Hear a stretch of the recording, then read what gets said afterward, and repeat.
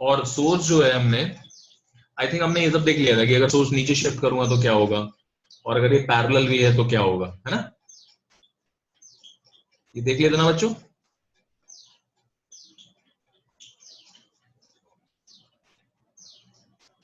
Yes sir. हाँ sir.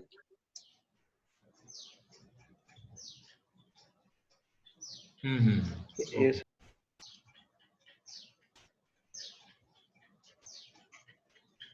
अच्छा, parallel wave front भी देख लिया था शायद हमने, कि पैरेलल वेव फ्रंट आता है यहाँ से स्ट्राइक करता है ऐसे और फिर उसको टिल्ट किया था, वो भी हो गया था। हाँ सर। अच्छा ठीक है। अब ये सोचो कि पैरेलल वेव फ्रंट बनाते कैसे होंगे। तो मैंने बताया कि एक तो सोर्स बहुत दूर रगड़ दो। अगर सोर्स आप बहुत दूर करोगे तो एक प्रॉब्लम आएगी यार, सोर्स का ब्राइटनेस कम हो जाएगा। दूसरा पैरेलल, पैरेलल एक प्लेन प्लेन सोर्स ले लो, तो प्लेन सोर्स भी आपको ऐसा आराम से कहीं दिखता नहीं है। तो सबसे आसान तरीका ये रहता है कि आप यहाँ पर एक पॉइंट सोर्स रखो और बीच में लगा दो एक लेंस, और ये सोर्स होगा इसके फोकस पे।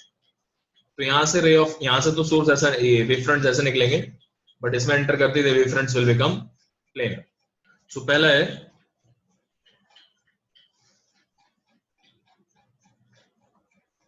White source of light.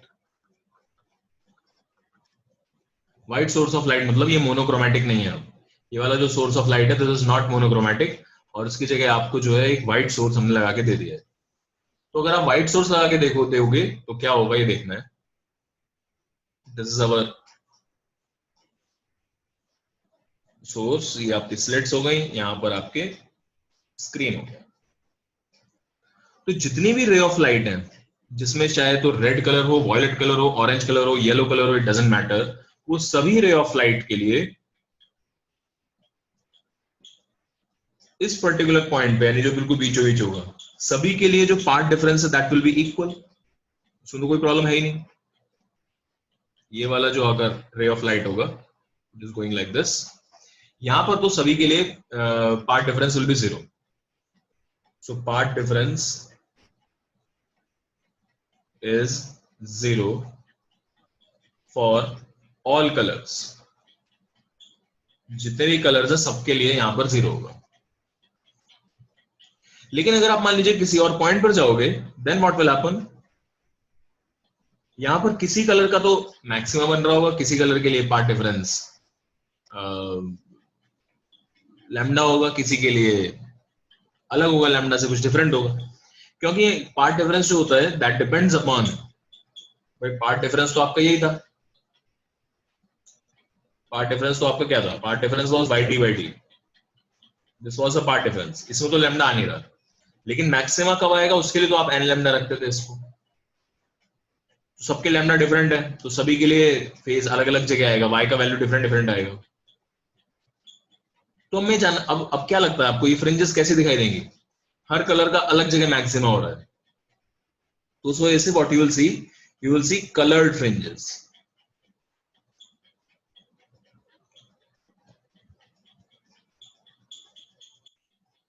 Y for maxima for any color is given by this equation n lambda capital D by small d.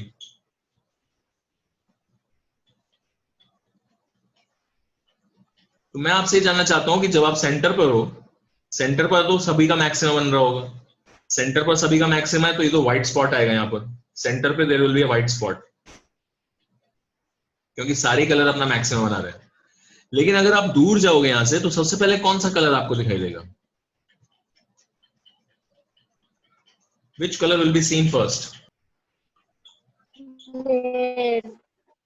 Red के लिए ज्यादा होता है, तो कम किसके लिए होता है? वॉयलेट के लिए।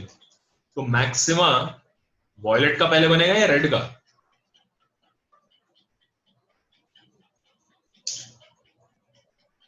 वाई का वैल्यू किसके लिए कम आएगा, वॉयलेट के लिए या रेड के लिए? वायलेट। वायलेट। वॉयलेट के लिए पहले आएगा, सही बात है बिल्कुल। एन का वैल्यू अगर 1 है ना, पहले ही मान लेते हैं एन का वैल्यू 1 है, सो जिसका लैम्डा कम उसके लिए वाई मैक्स छोटा, यानी कि पहले किसका मैक्सिमम बन रहा है? पहले बन रहा है वॉयलेट का। लेकिन एक प्रॉब्लम है इसमें, हमारे पास कलर्स के लैम्डा जो है वो कंटिन्यूअसली वेरी कर रहा है, सारे कलर्स हैं, ऑल लैम्डास आर प्रेजेंट। तो जिस जगह पर वॉयलेट का मैक्सिमम बनेगा, वहां पर ऐसा नहीं है कि बाकी सारे कलर्स का मिनिमा बन रहा है, ऐसा नहीं होगा। ये बात सही है, वॉयलेट का मैक्सिमम बन रहा है वहां पर, लेकिन ऐसा नहीं है ना कि वहां पर सारे ही कलर्स का मिनिमा बन जाएगा एकदम से, एकदम खत्म इंटेंसिटी हो जाएगी। सबके लिए डिफरेंट डिफरेंट पार्ट डिफरेंस आएगा, फेस डिफरेंस आएगा, और फिर उसके हिसाब से अलग अलग इंटेंसिटीज आएंगी। आपको मालूम है इंटेंसिटी का फॉर्मूला, दोनों तरफ से बराबर इंटेंसिटी है तो 4I0 cos square five upon 2, ये फॉर्मूला होता है। तो ऐसा तो नहीं है ना फाइव का वैल्यू एकदम ही जीरो है, मतलब वॉयलेट के लिए जीरो है तो बाकी सबके लिए जो है पाई/2 करके कुछ बन जाएगा, ऐसा तो नहीं है। तो होता क्या है, जहां पर वॉयलेट का मैक्सिमा है वहां पर आपको वॉयलेट दिखेगा नहीं, वहां पर आपको मिक्सचर ऑफ बाकी कलर से मिक्स हो रहे होंगे इसमें थोड़े थोड़े, तो आप जो है सिर्फ मैक्सिमा से नहीं बता सकते। लेकिन एक काम जरूर कर सकते हो, यहां पर आप थोड़ा ऑपोजिट तरीके से सोचते हो, ये सोचो कि मिनिमा सबसे पहले किसका आएगा।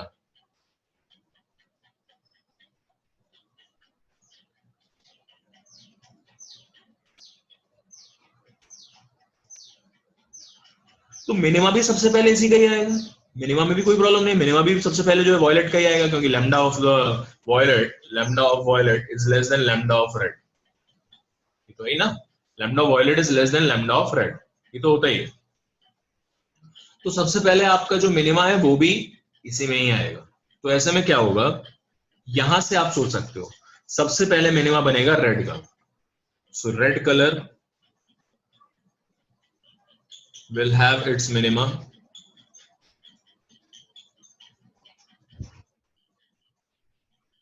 closest to the central ये सेंट्रल और ये व्हाइट स्पॉट बन रहा है, तो सेंट्रल व्हाइट स्पॉट पे ये सबसे पास रेड का मिनिमा होगा। और फ्रिंज, आप इसको फ्रिंज भी बोल सकते हो, व्हाइट फ्रिंज। अब सारे कलर्स में से रेड एकदम गायब हो गया यहाँ पर, यहाँ मान लीजिए रेड का मिनिमा बन रहा है, पहले मैंने उल्टा बोल दिया ना, I must be talking about violet, violet का सबसे पहले बनेगा, तो मैं उल्टा बोल रहा था थोड़ी देर के लिए। फिर से सुन लो बेटा सब लोग, हमने डिसाइड किया था कि मिनिमा सबसे पहले, मैक्सिमा सबसे पहले वॉयलेट का बनेगा, तो मिनिमा भी सबसे पहले वॉयलेट का ही बनेगा। तो सारे कलर्स में से वॉयलेट एकदम गायब हो गया, सबसे पहले ये काम हुआ है, वॉयलेट सबसे पहले गायब हुआ है। अगर वॉयलेट एकदम गायब है तो आपका जो ओवरऑल व्हाइट कलर है उसमें से वॉयलेट सब्ट्रैक्ट कर दो, वॉयलेट सब्ट्रैक्ट करके उसका कलर आपको थोड़ा सा रेड जैसा दिखाई देगा। सो ये भी मैंने गलत लिखा ना, वॉयलेट है। बच्चों कंफ्यूज नहीं होना बेटा, एक बार देख लो आराम से फिर से। Lambda of the violet is minimum, तो वाई मिनिमम में सबसे छोटी वैल्यू वॉयलेट के लिए आएगी, तो violet colour will have its minima closest to the central white spot. और यहां से हम ये सोचेंगे कि जब सारे कलर में से वॉयलेट निकल गया, ब्लू वाला जो पार्ट है वो निकल गया, तो ओवरऑल रेडिश जैसा दिखाई देगा। So the closest colour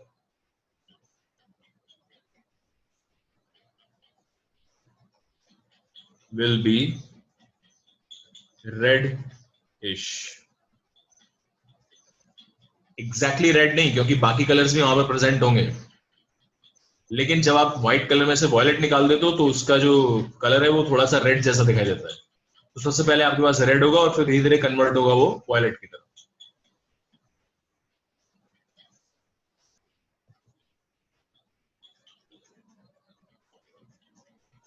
setup of YDSC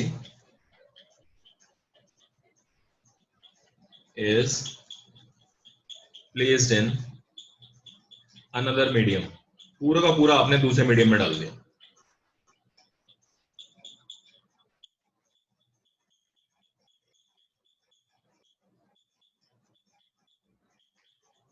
पूरा का पूरा आपने दूसरे मीडियम में डाल दिया, और हम अब व्हाइट लाइट नहीं यूज कर रहे, we are using a monochromatic light. तो बात यह है कि जब वो बाहर था, बाहर से जब आप उसको पूरा का पूरा अंदर ले जाओगे तो आपको जो फ्रिंज पैटर्न है उसमें क्या डिफरेंस आएगा। तो ऑब्वियस सी बात है क्या क्या डिफरेंस आएगा, देखो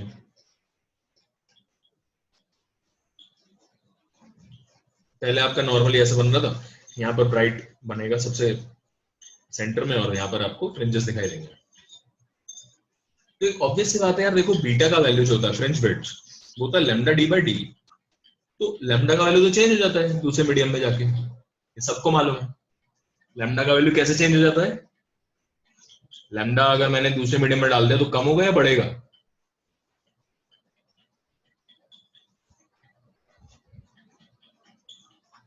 इससे सोचेंगे C is equal to f lambda.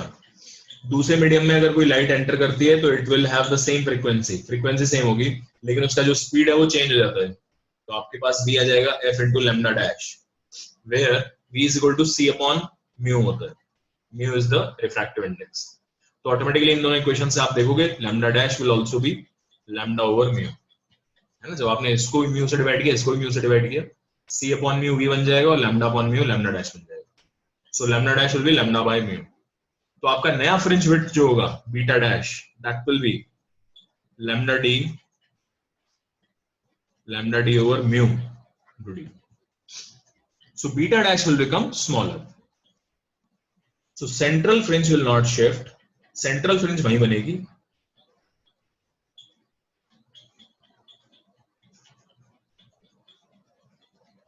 Fringe width कम हो जाएगी, और फ्रिंज विड्थ कम होगी तो एक तरीके से पूरा का पूरा पैटर्न ही आपका श्रिंक कर जाएगा।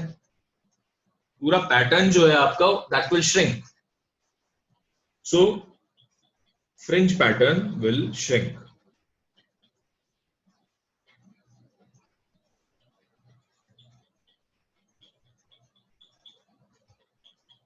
ये समझ में आया सबको? नंबर ऑफ फ्रिंजेस भी बढ़ जाते हैं, number of fringe will increase. जब श्रिंक कर गया तो और एक्स्ट्रा फ्रिंजेस जो है इसमें आ जाएंगी। क्यों, क्या रीजन है उसका नंबर ऑफ फ्रिंजेस बढ़ने का? यहां से देख सकते हो आप, लैम्डा की जगह लैम्डा बाय म्यू रखने लगोगे तो ना ये आ जाएगा 2 mu D by lambda minus 1। तो उस हिसाब से दोनों ही ये चेंज हो जाएंगे and they will increase. So number of fringes will also increase. मेरे को ये बताओ, इसमें कोई प्रॉब्लम है किसी को? Now we will understand what is optical path. इससे रिलेटेड जो है ना एक क्वेश्चन आपका इसमें बना था। रे ऑप्टिक्स में भी रहता है ऑप्टिकल पाथ, थोड़ा बहुत बता देते हैं कहीं कहीं, बट एक्चुअली वहां पर इतना रिक्वायर्ड नहीं है। जहां यहाँ पर ही आपको अच्छे से समझ में आएगा ऑप्टिकल पाथ का मतलब क्या है। सो ऑप्टिकल पाथ इज, आपको एग्जैक्टली मैं समझाने की कोशिश करूं तो कुछ इस टाइप का रहेगा। Now we know that light is a wave. Light जो है वो वेव होती है, हमें पता है। तो अगर लाइट वेव है तो आपने मान लीजिए कुछ ऐसा बोला कि in vacuum this is your wave, it looks like this, and this will be your wavelength from here to here। ये एक wavelength होगी, मान लीजिए वैल्यू आपको पता है lambda, and suppose this is the distance traveled by the wave, तो 1 lambda 2 lambda 3 lambda 4 lambda, number of lambdas आप निकाल सकते हो कितने होंगे। so distance traveled इसमें मैंने ले लिया, suppose let's say capital L।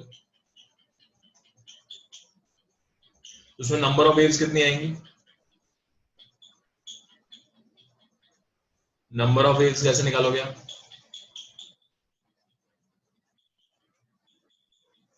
Simply L divided by lambda. कितनी नंबर ऑफ वेव्स आपको L डिस्टेंस में इसकी दिखाई देंगी? So this is happening in vacuum. ये सब कहानी हम पढ़ रहे हैं in vacuum. Now in another medium, अगर मैं किसी मीडियम की बात करूं तो वहां पर जो यही वाली वेवलेंथ ले रहे हैं हम, यही वाला लैम्डा, इसका सब कुछ सेम है, यही लैम्डा थोड़ा सा कम हो जाएगा, इट विल श्रिंक।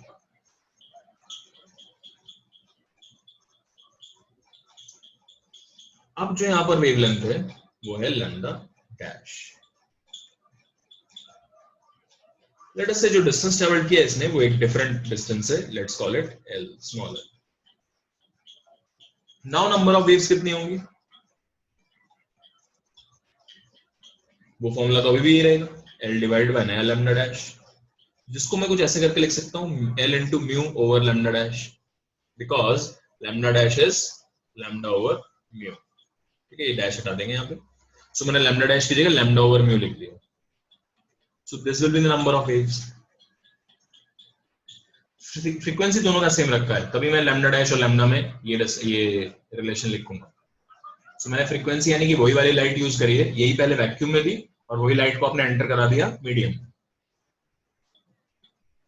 तो आपको मालूम है ये लैम्डा थोड़ा सा कम हो जाता है अगर मैं चाहता हूं कि दोनों में सेम नंबर ऑफ वेव्स हैं. Same number of waves.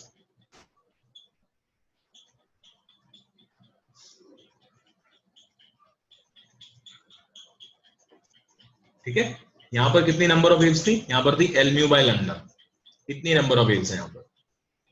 Where ये जो लैम्डा होगा ये वैक्यूम वाला होगा, लेकिन आप किसी एक मीडियम में देख रहे हो इसको. So these are the number of waves. मैं जानना चाहता हूं एग्जैक्टली इतनी ही नंबर ऑफ वेव्स, ध्यान देना, एग्जैक्टली इतनी ही नंबर ऑफ वेव्स वैक्यूम में कितने डिस्टेंस में होंगी. वैक्यूम में कितने डिस्टेंस में होंगी सेम नंबर ऑफ वेव्स. सो यहां से क्या आएगा देखो, नंबर ऑफ वेव्स दोनों के इक्वेट कर देंगे. L mu over lambda equals L by lambda. ये कैंसिल हो जाएगा and you will get L equals to mu into L. This is called the optical path. अगर कोई रे ऑफ लाइट किसी दूसरे मीडियम में मूव करती है बाय डिस्टेंस एल, तो उसके कॉरस्पॉन्डिंग जो उसका ऑप्टिकल पाथ आएगा, विच मीन्स कि उसको वैक्यूम में यही क्रिएट कराने के लिए कितना डिस्टेंस चलना पड़ता है. तो that will be called optical path. आपका वेव जो है एल डिस्टेंस चला in a medium of vacuum mu, in a medium of refractive index mu. तो मैं जानना चाहता हूं एग्जैक्टली इतनी ही वेव्स अगर मुझे खोल के यहां पर, ऑब्वियसली थोड़ा सा लंबाड़ा हो जाएगा, तो खोल के यहां पर रख देनी है, तो कितने डिस्टेंस में सेम नंबर ऑफ वेव्स हो, वही सही. अब number of waves and path difference they are actually same. तो ये पाथ ही है, मतलब ये पाथ डिफरेंस ही एक तरीके का आएगा.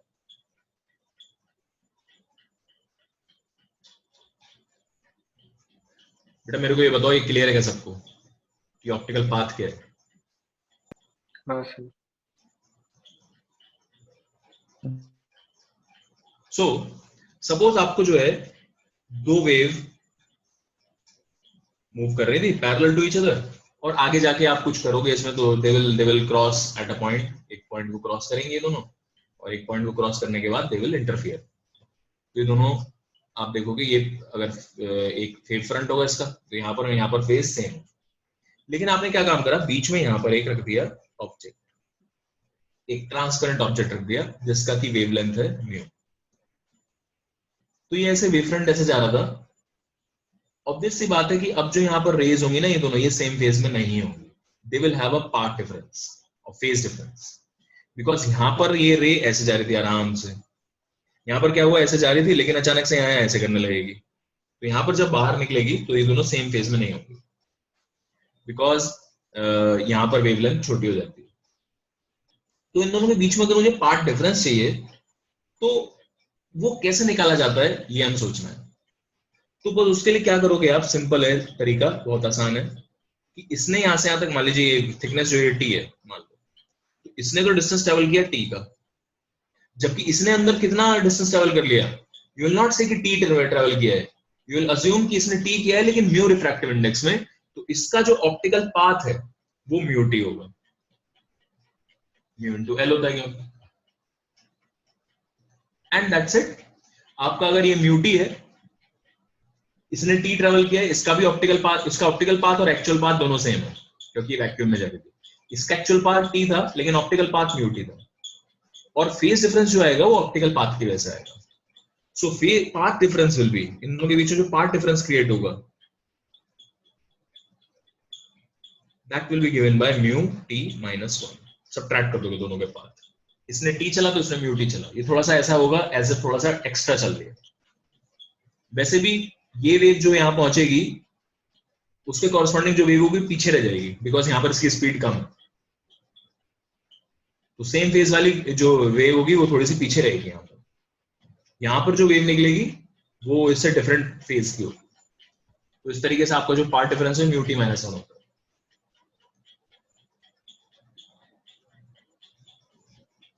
लेंस में भी ये चीज लगती है।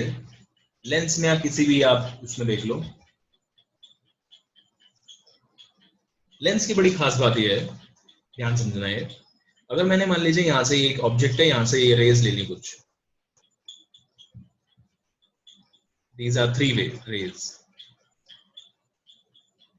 let's call it object, image and A, O नहीं, P and B, ठीक है, इसको P मान लो।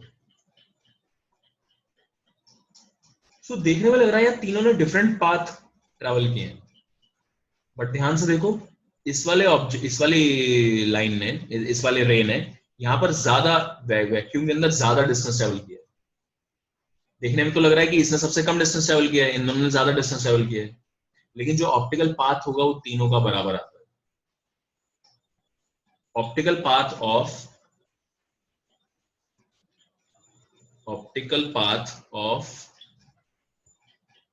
देखो ध्यान से, optical path of OAI and OPI are equal.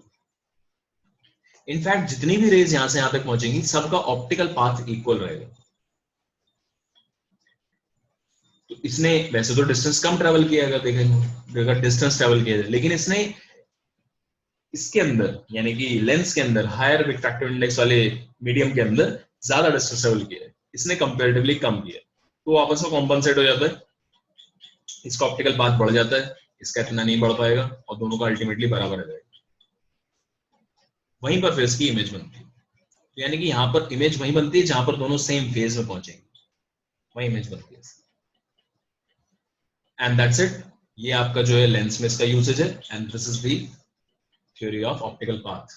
ध्यान से देख लो एक बार, किसी में कुछ डाउट है तो बता दो।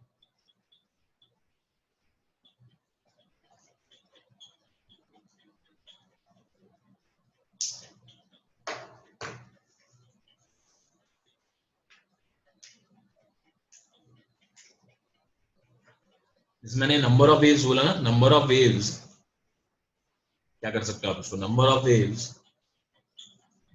Can be understood as path difference also. तो जितना पाथ डिफरेंस ये वाली वेव एल डिस्टेंस में क्रिएट करा रही है, उतना ही पाथ डिफरेंस ये वाली वेव कैपिटल एल में कराएगी, which is equal to mu L. तो अगर आप एक मीडियम में मूव करते हो L distance, so it will create a path difference, it will be equivalent to a path which the ray will travel in vacuum and equal to mu l। वही है पुराना वाला।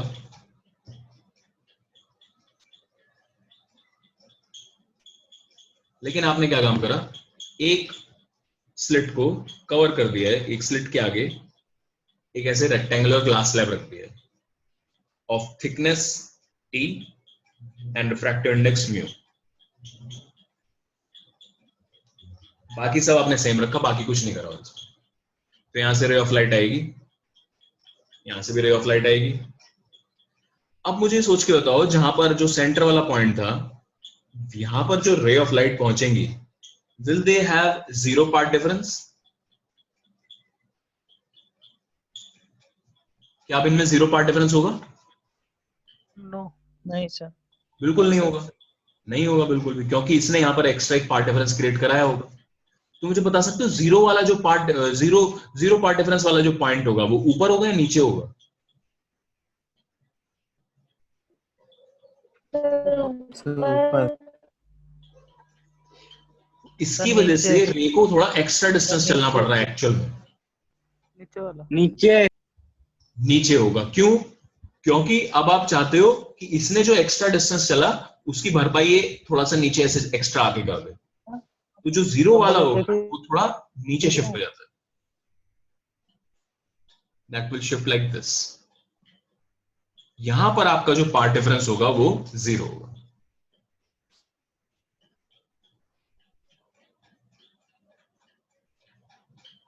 इस वाले पॉइंट पर तो सेंटर है, मान लो ये O है, इस पॉइंट P पर आपका जो पार्ट डिफरेंस होगा वो जीरो होगा, बिकॉज सिर्फ ये रखने की वजह से ये थोड़ा सा एक्स्ट्रा पाथ चल रहा था। कितना एक्स्ट्रा चल रहा था अगर आप सोचो थोड़ा सा, तो ये T की बजाय it was moving mu T। T तो इसको भी मूव करना पड़ेगा, यहाँ पर जो भी है डिस्टेंस है टी उसको भी मूव करना पड़ेगा। तो अगर मैं आपसे सिर्फ यहीं पे पूछ लूं कि बताइए यहाँ से बाहर निकला, जब ये इस वाले सेक्शन से बाहर निकले तो कितना पार्ट डिफरेंस क्रिएट हो गया था? तो पार्ट डिफरेंस क्रिएट जो होगा that will B mu T minus T, इतना एक्स्ट्रा चला हुआ। कौन? नीचे वाला। सिर्फ इसको रखने की वजह से इतना एक्स्ट्रा चलता है। So that is the extra path difference जो ये क्रिएट कराया है। लेकिन हुआ क्या है, ये वाला भी एक्स्ट्रा चला है, ये वाला तो एक्चुअल में डिस्टेंस एक्स्ट्रा चला है। तो अगर इसका जो एक्चुअल में डिस्टेंस एक्स्ट्रा चला है वो हमने इसमें से सब्ट्रैक्ट कर दिया तो जीरो आ जाएगा इस पॉइंट। इसने जो ये वाली चीज हो गई, ये कितना एक्स्ट्रा चला, और अभी मैं लिखूंगा कि ये इससे कितना एक्स्ट्रा चला। तो वो चीज कैसे लिखते थे हम? If I say that this is y, तो वो चीज लिखने का तरीका था y small d by capital T। सही है?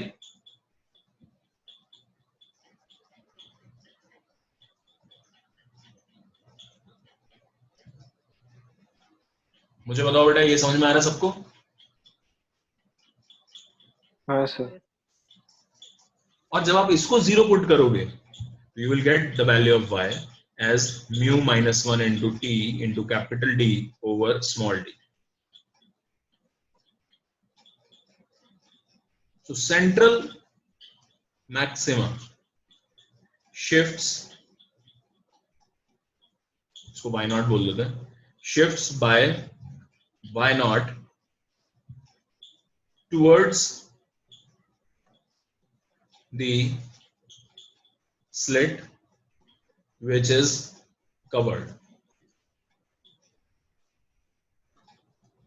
जो आपने कवर करी यानी नीचे शिफ्ट हो गया, नीचे वाली कवर करी थी आपने, तो वो उसी की तरफ ही नीचे की तरफ शिफ्ट हो जाएगा।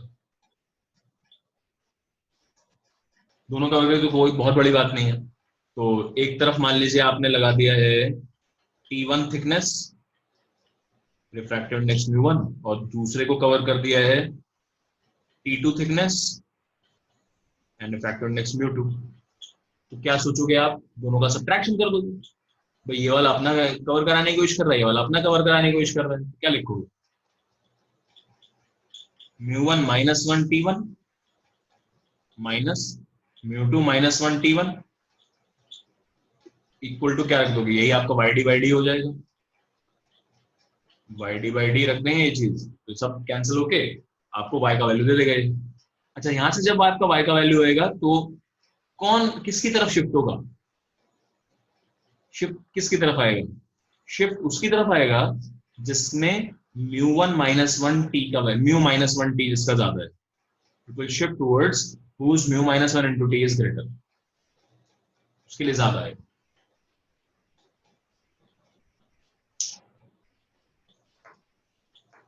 इसको समझ लो अच्छे से, म्यू माइनस 1 इंटू टी जिसके लिए ग्रेटर है उसकी तरफ ही शिफ्ट हो जाएगा, वो डोमिनेट करेगा अगर दोनों कवर कर दिए।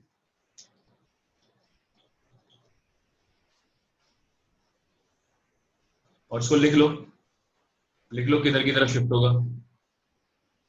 Central maximum will shift towards that slit whose mu minus 1 into t is greater। ये लिख लेंगे सब लोग। एल ऑप्टिकल पाथ है तो स्मॉल एल को क्या बोलेंगे? इसलिए इसको ज्योमेट्रिकल पाथ बोलते हैं, जो एक्चुअल पाथ चल रहा है that is called geometrical path. ये भी लिख लीजिए सब लोग। म्यू वाले मीडियम में एल डिस्टेंस चला तो वो ज्योमेट्रिकल पाथ है उसका, लेकिन उसके कॉरस्पॉन्डिंग जो ऑप्टिकल पाथ होगा वो म्यू एल होगा, यानी कि कैपिटल।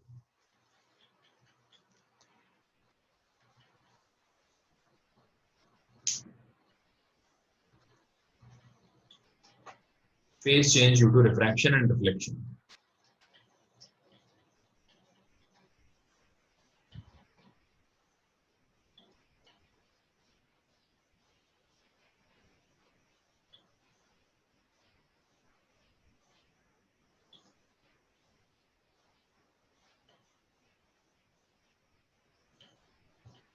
तो आपने वेव्स में ऑलरेडी देख लिया था, ये वेव्स में देखा था आपने कि रिफ्लेक्शन से और रिफ्रैक्शन से क्या इफेक्ट आता है फेज पर।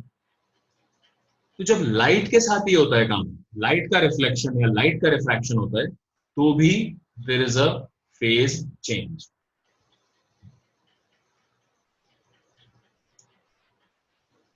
In refraction,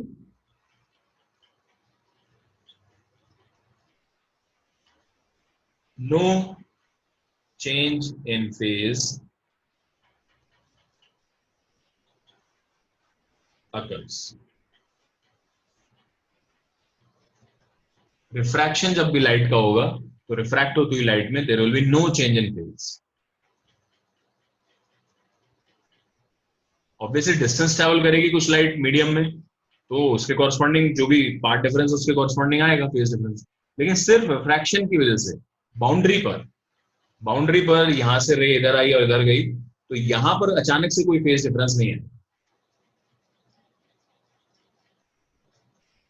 अब बात करते हैं रिफ्लेक्शन की. रिफ्लेक्शन में होता है, रिफ्लेक्शन में अगर आपका डिपेंड करता है, if light is reflected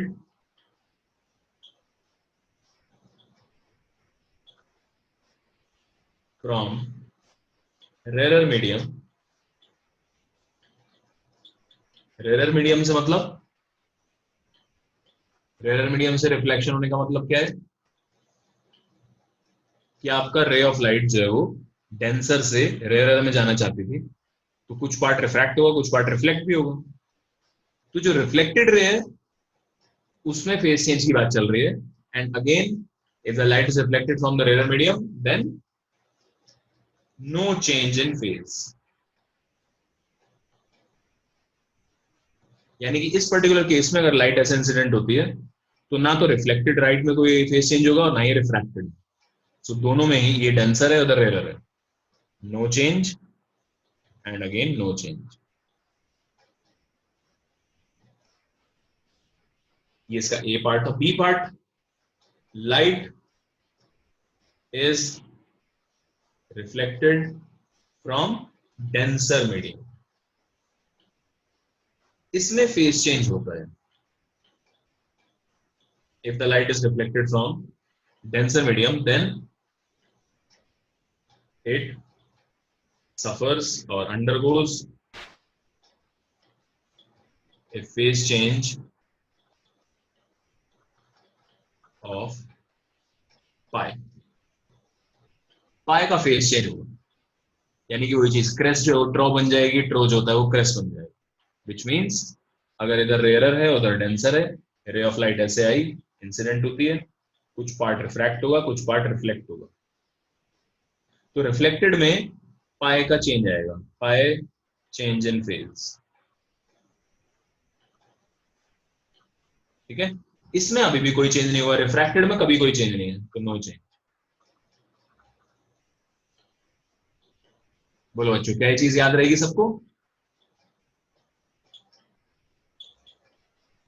सिर्फ एक ही केस में फेज चेंज हो रहा है, when light is travelling from rare to denser and reflected.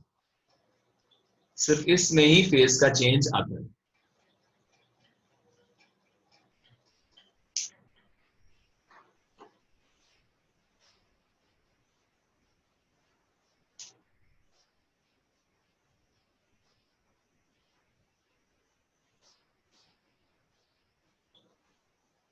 याद रहेगा ये सबको? हाँ सर. ठीक है, ये फेज लिखा है, फेज चेंज.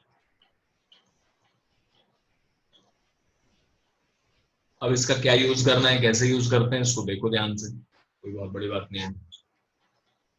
तो सबसे पहले तो मैं आपको एक बताता हूँ इसमें बढ़िया. चलो example. Now you will see the examples of interference जो कि YDSC डायरेक्टली YDSC से रिलेटेड नहीं है.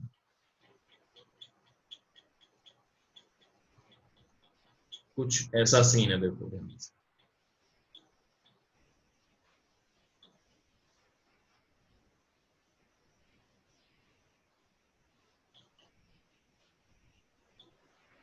This is an antenna, receiver है एंटीना, और इस पर सैटेलाइट से रेज आ रही थी फ्रॉम वेरी फार अवे. तो पैरेलल रेज इसके ऊपर फॉल कर रहे हैं. एक रे तो ऐसी है जो इसके ऊपर डायरेक्ट फॉल कर गई है, और एक रे ऐसी भी होगी जो यहाँ टकराएगी और फिर उसके बाद ऐसे करके इस पर फॉल करेगी।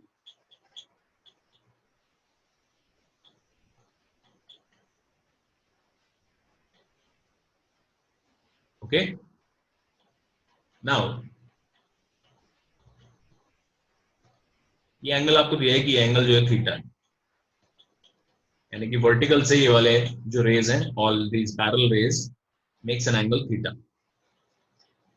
And you are also given that height of this receiver, receiver ये है,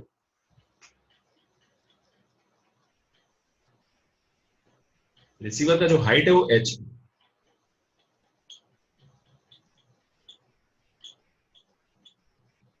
एंड यू हैव टू, अच्छा लैम्डा इसका वेवलेंथ है, मोनोक्रोमैटिक लाइट की lambda wavelength, find the difference in phase, और यही मेन काम है, डिफरेंस इन फेज ऑफ रे 1 एंड 2।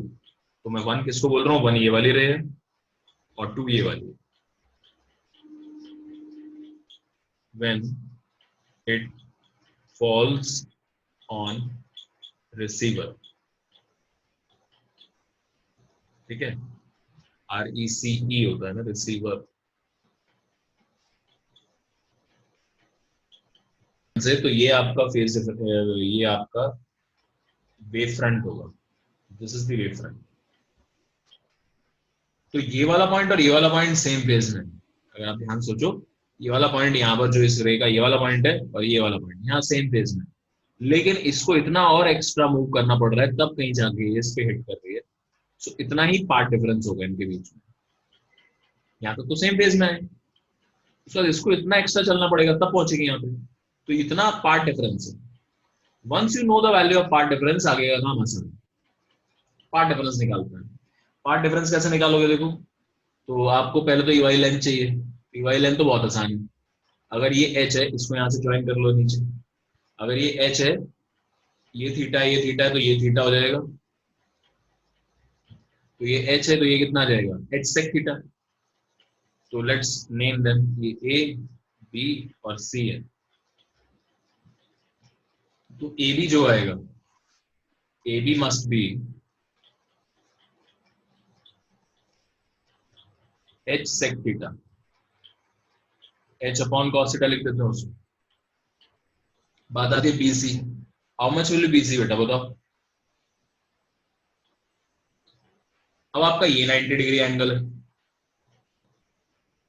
ये दिख रहा है, ये 90 डिग्री एंगल, तो इस ट्राइंगल में एबीसी में से मुझे ये वाला डिस्टेंस चाहिए, ये वाला तो पता है तो ये वाला आ जाएगा, क्योंकि ये एंगल पता है मुझे, ये एंगल 2 थीटा है। If this angle is 2 theta, this is hypotenuse, and ये वाला लेंथ, ये बेस है, तो it will be BC will be equal to A B cos 2 theta.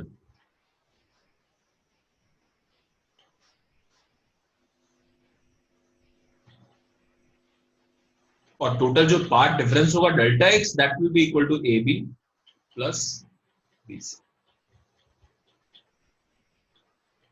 देखो कितना है, h over cos theta and plus h over cos theta into cos 2 theta, ये कुछ आ जाएगा, इसमें से h over cos theta common ले लो, ये बचेगा 1 plus cos 2 theta. 1 plus cos 2 theta कितना होता है,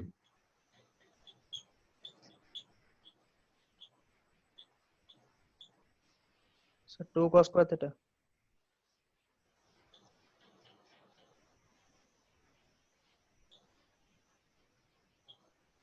कितना आ गया, डिफरेंस कैसे आता है बोलो बच्चों,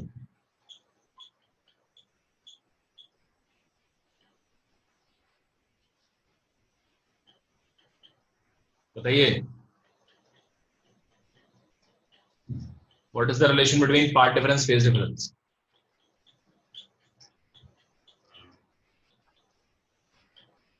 सर 2 by lambda multiply करें, 2 pi by delta into delta x, correct. तो आप जब इसमें ये रखोगे तो आपका ये आंसर आ जाएगा, 2 इंटू 2 4 हो गया, 4 पाई h cos theta over lambda. But this will be incorrect because यहां पर क्या हुआ है, यहां पर रिफ्लेक्शन हुआ है, और रिफ्लेक्शन की वजह से अचानक से विदाउट मूविंग एनी डिस्टेंस अचानक से इसमें एक फेज डिफरेंस और क्रिएट हो जाएगा। कितना कितना फेज डिफरेंस क्रिएट हो जाएगा, पाई। तो आपका एक्चुअल आंसर क्या आएगा, प्लस पाई, इसको लिखोगे due to reflection. Reflection, so this will be your final answer.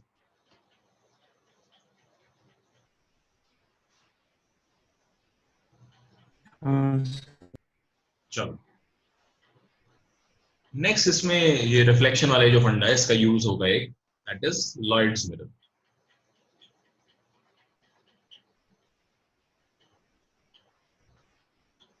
Lloyds mirror में क्या करता है वो, अगर आपको याद हो तो मैंने आपको बताया था division of wave front and division of amplitude, these are the two methods to create coherent sources, division of wave front and division of amplitude.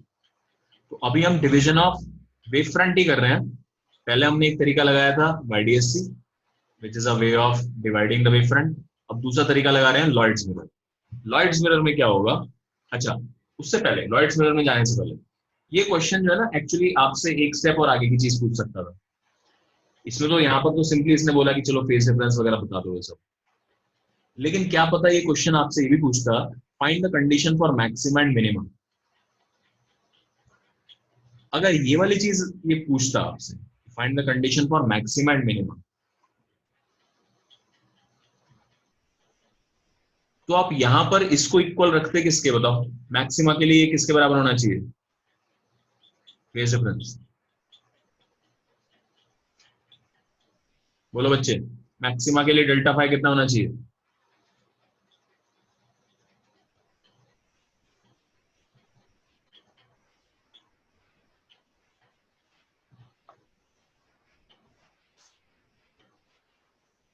जल्दी बोलो यार कोई तो।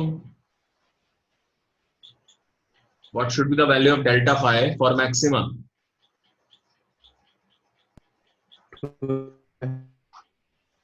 हाँ मैक्सिमा के लिए क्या होता है डेल्टा फाई, बोलो।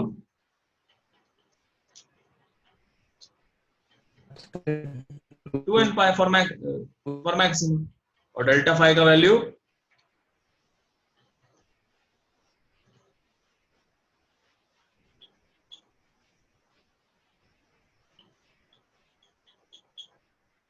और मिनिमम, याद है नहीं।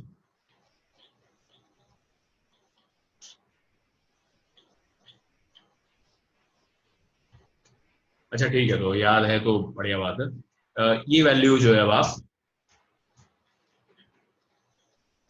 इसकी वैल्यू को आप जब पुट करोगे 2n पाई, तो ये मैक्सिमा की कंडीशन बन जाती, और जब इसी की वैल्यू को रखते आप 2n प्लस 1 पाई, तो ये मिनिमा की कंडीशन बन जाती कि नहीं। अब ध्यान से देखो, जब ये पाई आया है इसमें, ये पाई आप जब मैक्सिमम में लगाओगे कंडीशन तो इधर चला जाएगा, और ये बन जाएगा 2n minus 1 into pi. That means ये वाला जो फेज डिफरेंस है, ये 2n माइनस 1 पाई जब बनेगा तो मैक्सिमा है, और यहां पर देखोगे इसके बराबर रखो तो पाई से पाई उड़ गया, पाई से पाई उड़ गया, तो ये वाली value when this is 2n पाई तो मिनिमा बन रहा है। तो एक तरीके से अगर रिफ्लेक्शन हो रहा है किसी एक वेव का, ध्यान से समझना है, मैं इसको ऐसा मान सकता हूं, अगर रिफ्लेक्शन हो रहा है एक वेव का, तो यहाँ पर क्या होता है, अचानक से ही क्रेस्ट की जगह ट्रॉ आ जाता है, ट्रो की जगह क्रेस्ट आ जाता है। तो जो conditions for minima and maxima है वो पलट जाती है, क्योंकि एक एक्स्ट्रा पाई आ गया यहाँ पर। तो जो कंडीशन ऑफ मिनिमा है वो मैक्सिमा वाली बन जाएगी, जो कंडीशन फॉर मिनिमा मैक्सिमा थी वो मिनिमा वाली बन जाएगी। इसमें मैं एक तरीके से ये लिख सकता हूं, ध्यान से देखना इसको, I can write it like this, कि अगर रिफ्लेक्शन हुआ, अगर रिफ्लेक्शन एक वेव का रिफ्लेक्शन हुआ, if one wave reflected, one wave, एक वेव का अगर रिफ्लेक्शन है, तो आप डायरेक्टली फेज डिफरेंस में लिख सकते हो delta X will be equal to 2n pi for minima, उल्टा हो जाएगा, सॉरी 2n पाई कहां से आ गया इसमें, डेल्टा एक्स है ना, तो n lambda, delta X equals to n lambda है तो मिनिमा, और डेल्टा एक्स अगर n प्लस हाफ लैम्डा है तो मैक्सिमा, पलट जाएगा। ये समझ लो बच्चों ध्यान से, अगर एक वे रे का रिफ्लेक्शन हुआ है, अगर समहाउ दोनों का हो रहा होता तो कोई फर्क नहीं पड़ता, सेम हो जाती कहानी, इसमें पाएगा है इसमें पाएगा है तो दोनों खत्म, लेकिन यहाँ सिर्फ एक ही का रिफ्लेक्शन हुआ है अगर, तो एक ही में पाए का फेज डिफरेंस आ जाएगा, जिसकी वजह से आपकी ये conditions, these condition will get reversed. तो जहां मिनिमा आना चाहिए था वहां मैक्सिमा लगेगा, जहां मैक्सिमा आना चाहिए था वहां मिनिमा। मेरे को ये बता दो फटाफट से, बोलेंगे सब लोग, ये क्लियर है कि नहीं?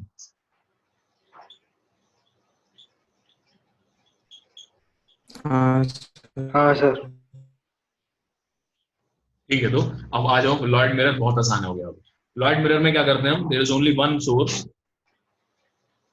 और इसके नीचे हम लगाए थे एक मिरर, जिससे ही क्या होता है, इसका एक और इमेज बन जाता है यहाँ पर, जिसको मैं एस डैश बोल रहा हूं, और अब ये ऑब्जेक्ट और खुद इसका जो इमेज है, they behave like two different sources, और यहां पर आप रख देते हो एक स्क्रीन। तो कुछ नहीं करना आपको, ये वाला जो डिस्टेंस हुआ इनके बीच में, जो डिस्टेंस है उसको डी मान लो, ये जो सेपरेशन है इनके बीच में ये वाला, इसको कैपिटल डी मान लो, देन यूज वाईडीएससी, वाईडीएससी वाले फंडे यूज करो। वाईडीएससी वाले फंडे क्या बोलते थे, वाईडीएससी वाले फंडे ये बोलते थे कि आपका मैक्सिमा, वाई फॉर मैक्सिमा कहाँ आएगा,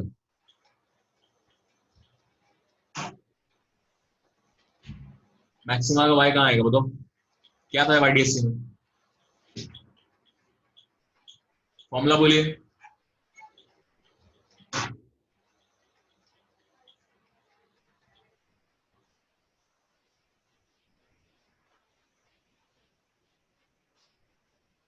sir n lambda d by d।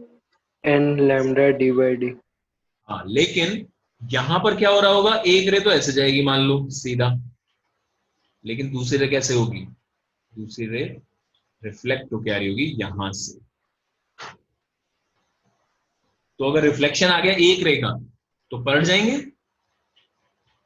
पलट जाएंगे, तो पता ही है मैक्सिमा का कितना आएगा,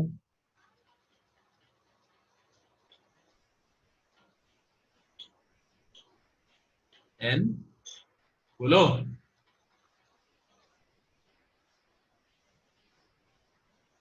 पलट गए पलट गए पलट गए, एक रे का रिफ्लेक्शन हुआ है तो n n plus half lambda D by D. Lambda D by D, correct, और ये वाला हो जाएगा n lambda D by D. तो अगर एक रे का रिफ्लेक्शन हुआ है सर, तो ये कंडीशंस पलट जाती हैं। Fresnel biprism में you will have two prism joined by their base, identical prism. There will be a screen at some distance and there will be a source. ये दोनों ही prism thin prism, thin and identical. ये आपका इसमें A दिया होगा, इसका refractive index mu दिया होगा, ये सब कंडीशंस दिए, साथ में आपको ये डिस्टेंस दिया हुआ है, that distance is B, screen and prism के बीच का डिस्टेंस B है, एंड सोर्स एंड प्रिज्म के बीच का डिस्टेंस A है। All these conditions are given. Now अब हम इसको भी YDSC में कन्वर्ट करेंगे, और यहां पर तो किसी भी वेव का, किसी भी रे का वो होगा ही, कोई रिफ्लेक्शन नहीं।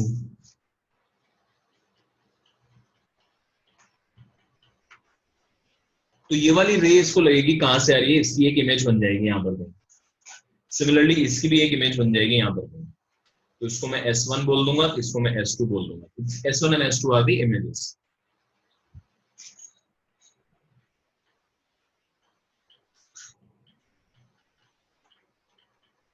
ऑफ S, अगर आप ऊपर वाले प्रिज्म के थ्रू देखोगे तो S1 पे दिखाई देगा ये, और नीचे वाले के थ्रू देखोगे तो S2 पे दिखाई देगा।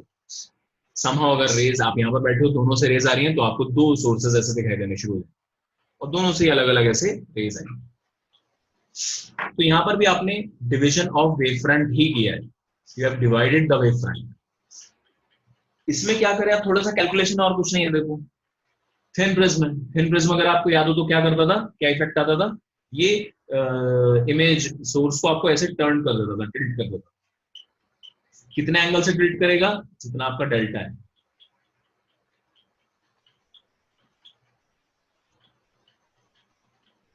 तो आपका ये जो डिस्टेंस आएगा, ये डिस्टेंस कितना आ जाएगा बेटा, ये आ जाएगा a मल्टीप्लाइड बाय डेल्टा, है ना। डेल्टा बहुत छोटा ही होगा, डेल्टा बहुत छोटा है तो a इंटू डेल्टा आ जाएगा। तो हमारे जो डिस्टेंस था ना small d between these two sources, हम इसको कंपेयर कर रहे हैं YDSC से, तो मुझे स्मॉल d चाहिए। स्मॉल d का वैल्यू होगा twice of a into delta, a into delta ये, a इंटू डेल्टा ये, और कैपिटल D का वैल्यू होगा a plus B. And thin prism वाले फॉर्मूले से डेल्टा का वैल्यू होगा म्यू माइनस 1 इंटू a। क्या ये सारी बातें याद है? Now anything you can ask anything. मान लो फ्रिंज विड्थ निकालनी है, तो फ्रिंज विड्थ होती है लैम्डा d बाई डी। रख दो सारी वैल्यूज। लैम्डा कैपिटल D है a plus B over twice a mu minus 1 into capital A. सारी वैल्यू डाल दी मैंने इसमें। स्मॉल d का वैल्यू a इंटू डेल्टा था, तो डेल्टा का वैल्यू भी डाल दी, फ्रिंज विड्थ आ गई। सो बेसिकली जैसे आपने ये वाला निकाला, ये दोनों निकाला, खत्म हो गया, आगे YDSC लगा। बताइए कुछ डाउट है इसमें?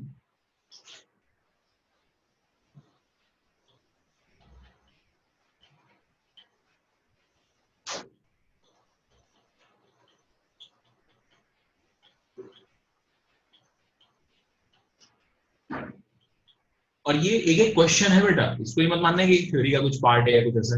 ये एक एग्जाम्पल ही अपने आप में एग्जाम्पल है। इसी एग्जाम्पल में अगर कोई आपको क्वेश्चन आएगा तो इसी पे आएगा direct, as a Fresnel biprism. Similarly Lloyd's mirror जो था, ये एक एग्जाम्पल है, एक ही एग्जाम्पल है। इसके ऊपर और फर्दर और कुछ नहीं बनता, ये एक सेटअप है। तो ये सब YDSC के पार्ट्स हैं, ये समझ लो आप। YDSC के पॉइंट ऑफ व्यू से अलग अलग क्वेश्चन हैं, सिचुएशंस हैं अलग अलग। जैसे ये वाली सिचुएशन थी, इसमें YDSC डायरेक्ट नहीं लगा, लेकिन इंटरफेरेंस आपने लगाया। यहाँ पर थोड़ा सा YDSC अप्लाई हो जाता है। अब बच्चों आगे देखो इसमें, फिर ये आपका फ्रेनेल बाइप्रिज्म हो। ऐसे ही एक होता है बिलेट स्प्लिट लेंस।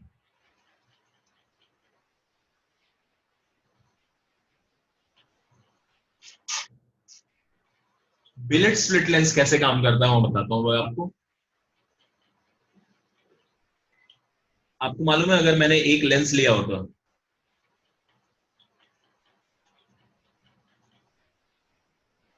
और उसके दो पार्ट कर दिए मैंने, एक ही लेंस है उसके दो पार्ट कर दिए, स्प्लिट कर दिए, और अलग अलग कर दिया उनको, खींच के दोनों के बीच में कुछ गैप लिया है, and this gap is given to me, this gap is small d, let's say small d नहीं कुछ और ले लो, this gap is x, focal length इसकी ओरिजिनल थी f। ये अपनी अपनी दोनों के दोनों अपनी अपनी प्रिंसिपल एक्सिस लेके ऊपर नीचे खिसक जाएंगे, ठीक है। ये वाली लाइन हार्ड बना देता हूं, ये इनके बीच में सिमेट्री लाइन है बिल्कुल बीचों बीच, और इसकी प्रिंसिपल एक्सिस जो होगी वो यहाँ होगी, इसकी प्रिंसिपल एक्सिस कहीं यहाँ होगी, और आपने यहां पर कहीं पर एक ऑब्जेक्ट रखा है, सोर्स रखा। ये सोर्स आपने कुछ ऐसा रखा है कि फोकल लेंथ से पास में, फोकल लेंथ यानी कि इधर कहीं है, यहाँ फोकल लेंथ, ये फोकस है। तो यहां पर अगर आप सोर्स रखते हो तो इमेज कैसी बनती थी, रियल या virtual?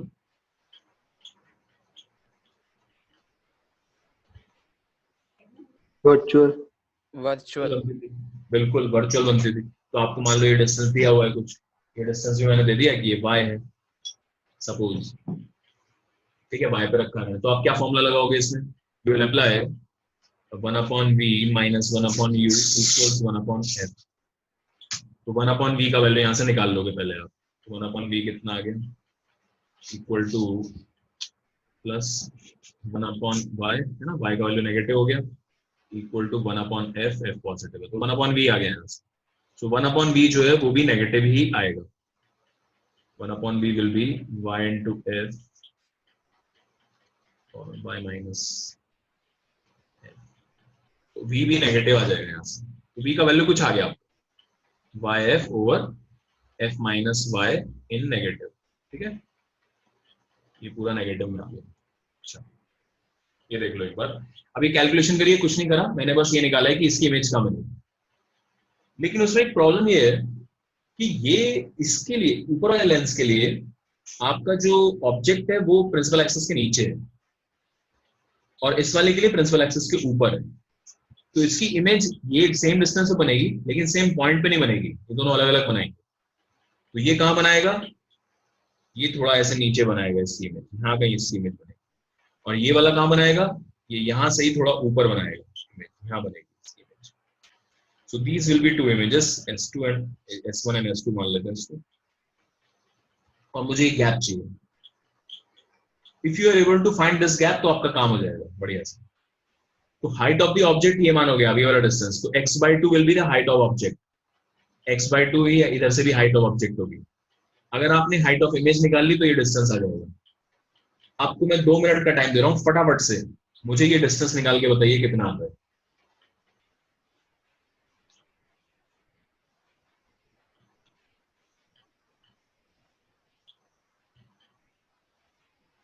Alright, height of the image will be magnification into height of the image, the object, m into x/2 आ जाएगा height of the image। लेकिन इसकी जो इमेज है वो इधर की तरफ ऐसे बनेगी, यहां से नीचे, तो ये डिस्टेंस आपका आएगा m into x/2। सिमिलरली ऊपर वाले का लिए यहां से आएगा डिस्टेंस, यहां से आएगा आपका x/2। तो मुझे चाहिए ये वाला गैप, तो ये गैप कैसे निकालोगे,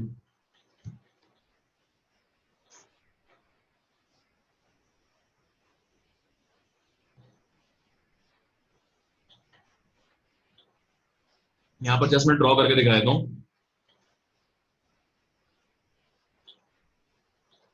ये डिस्टेंस x/2 है, ये भी x/2 है। नीचे वाली जो इमेज है वो यहां से m into x/2 डिस्टेंस पर बनी है, ये डिस्टेंस m into x/2 है। सॉरी कहां से, यहां से, ये डिस्टेंस x/2 है, सॉरी। उसके बाद दूसरी जो इमेज है वो यहां से x/2 डिस्टेंस होनी है, m into x/2। तो ये डिस्टेंस यहां से यहां तक m into x/2 है। मुझे इन दोनों के बीच का गैप चाहिए, तो कैसे आएगा, बहुत आसान है।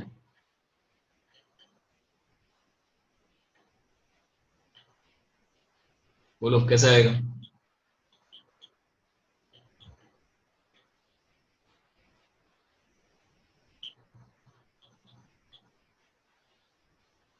बताओ बच्चे, ये डिस्टेंस कितना होगा,